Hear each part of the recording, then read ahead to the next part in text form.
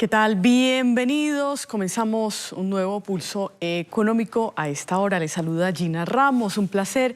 Vamos a comenzar con 3 noticias rápidas que debemos saber. El aluminio llegó a $3.000 por primera vez en más de 13 años, impulsado por preocupaciones sobre el suministro en China, que es el mayor productor y consumidor mundial de este metal. Y una ciudad china que está en la provincia de Fujian impuso otra vez restricciones a los viajes, cerró lugares públicos y bloqueó algunas entradas y salidas a las carreteras, eso para contener un nuevo brote de COVID-19.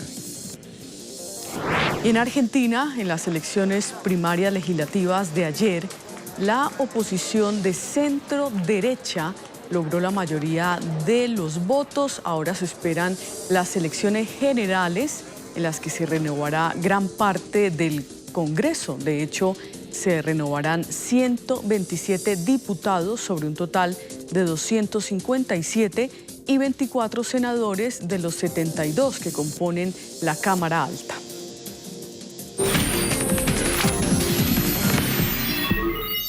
Acciones en Estados Unidos están subiendo este lunes. Recordemos que vienen de pérdidas la semana anterior. Hoy ya se recuperan, excepto acá un poco el índice tecnológico Nasdaq.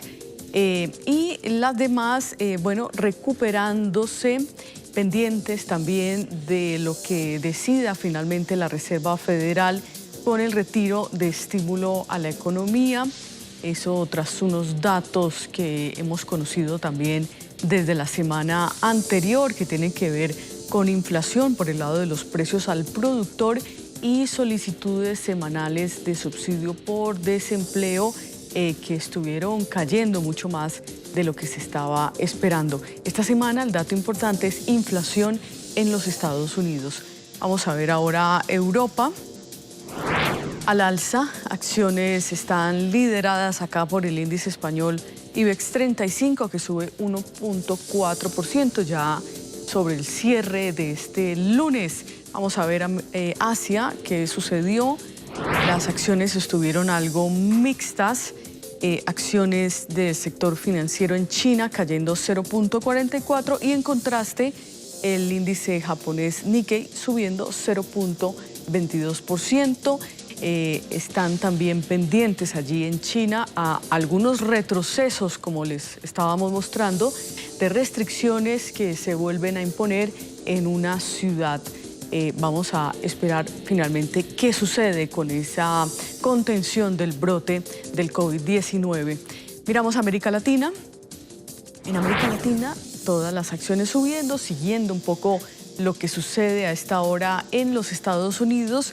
Y fíjese, en Argentina, la plaza subiendo 6.8% luego de ese resultado de las elecciones primarias ayer, en las que la oposición de centro-derecha logró una importante victoria de cara ahora a las elecciones que se celebrarán, elecciones legislativas que serán el 14 de noviembre.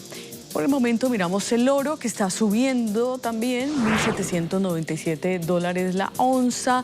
Está recibiendo un poco de impulso de una caída de los bonos del Tesoro estadounidense. Y como les contábamos, la expectativa esta semana es inflación. Y seguimos con el petróleo, porque estos precios también están subiendo y suben, de hecho, a máximos de una semana. Hay preocupaciones por los suministros en Estados Unidos luego de interrupciones por ese paso del huracán Aida. Y finalmente, el dólar en Colombia, que está subiendo en promedio, bajando 3 pesos en promedio a 3.833.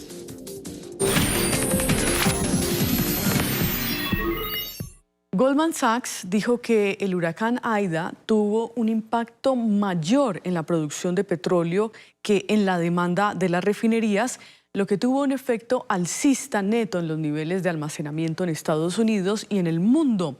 En una nota del 9 de septiembre, el Banco de Inversión describió ese impacto en la producción estadounidense como históricamente grande y espera que se pierdan casi 40 millones de barriles de bombeo, con desafíos para reiniciar el flujo en el oleoducto Mars, probablemente hasta mediados de octubre.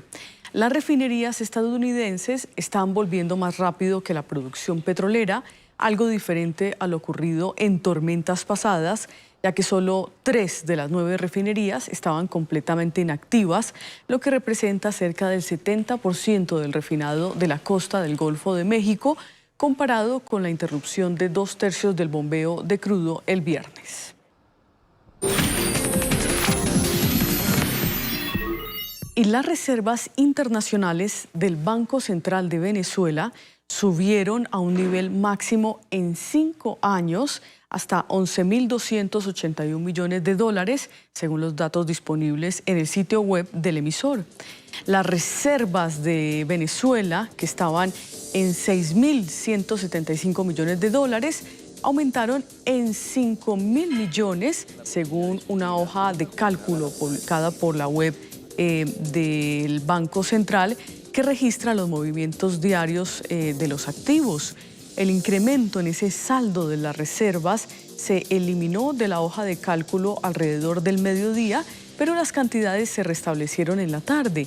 No se evidenció de inmediato de dónde provenían los fondos.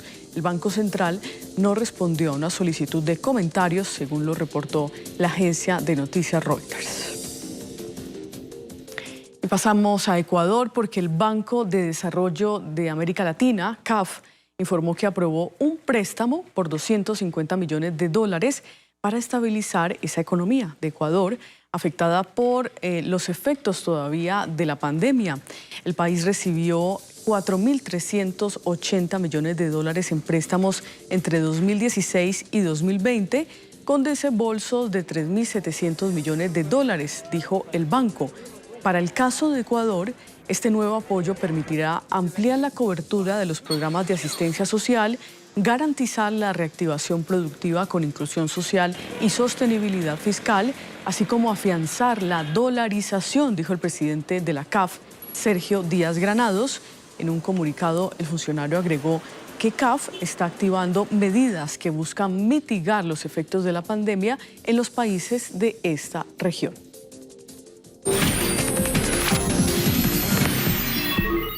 En el plano local, este sábado que acaba de pasar, incrementaron los precios de los combustibles para este mes. El galón de gasolina aumentó 149 pesos y el del diésel 150 pesos. Según el Ministerio de Minas y Energía, el incremento se dio por los precios del petróleo en los mercados internacionales. La gasolina tiene un valor entonces de 8.672 pesos en promedio por galón y el diésel tiene un costo en promedio, galón, 8.538. En otras noticias, un tribunal de arbitraje internacional exoneró por ahora a Colombia de pagar 736 millones de dólares que la canadiense Ecooro reclamaba, alegando una supuesta expropiación en una zona de páramo en la que el país prohibió las actividades de minería para proteger el medio ambiente.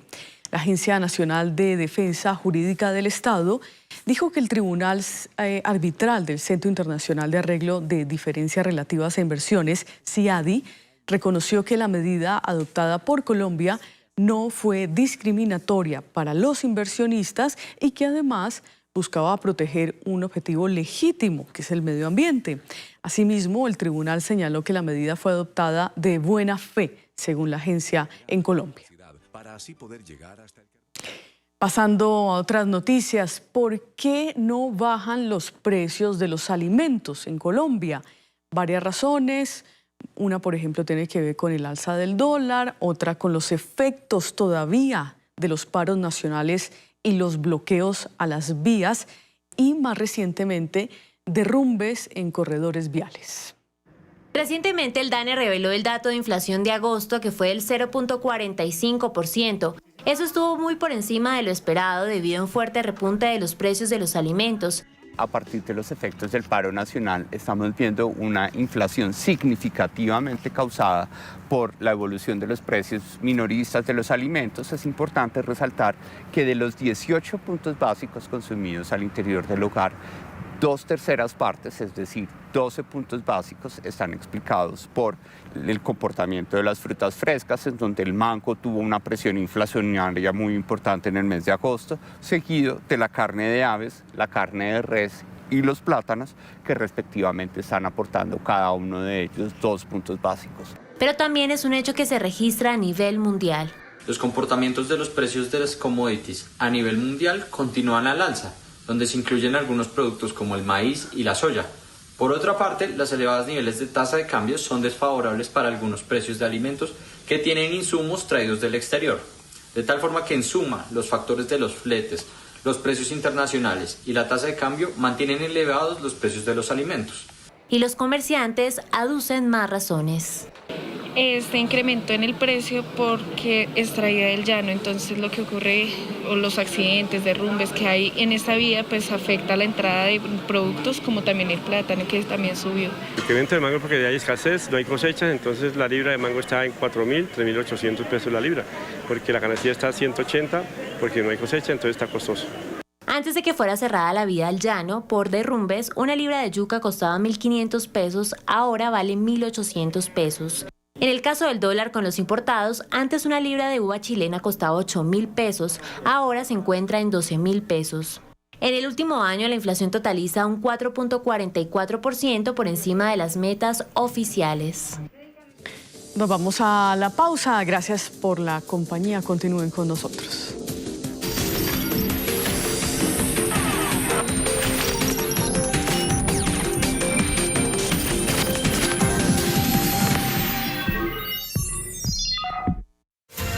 Usted está viendo Cable Noticias, 24 horas de información.